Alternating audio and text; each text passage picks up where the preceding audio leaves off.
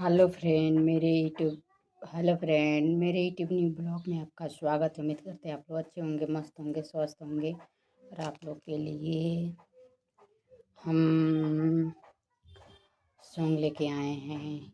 अच्छा लगेगा तो कमेंट कीजिएगा, लाइक कीजिएगा, सब्सक्राइब कीजिएगा मेरे चैनल को और आगे बढ़ाइए, सपोर्ट कीजिए। मेरा पूरा फुल फुल गारी है, गोपाल गारी जो औरतें देती हैं, शायद आप लोग को अच्छा लगे। कहना है रिम झिमा देवा बारिशी गईले। रिम झिमा देवा बारिशी गईले। किया बयांगना में लागी गईले काई रे मन धीरे धीरे।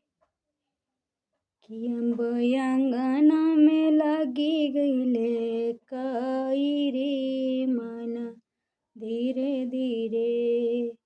धावल धूपल आवेले कवन भैया।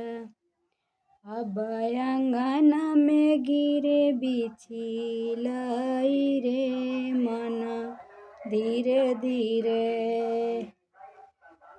धावल धूपल आवेले कवन भैया। किया बयांगना में गिरे बिछी लाई रे मन धीरे धीरे। धावल धूपल आवेली कवन छिनरो। अब अंगना में गिरे बिछी लाई रे मन धीरे धीरे।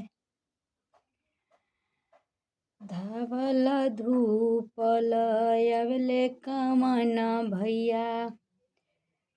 अब कहाँ लगल दीदी चोट रे मन धीरे धीरे। लाज के बतिया छिनरो कैसे बताई हो।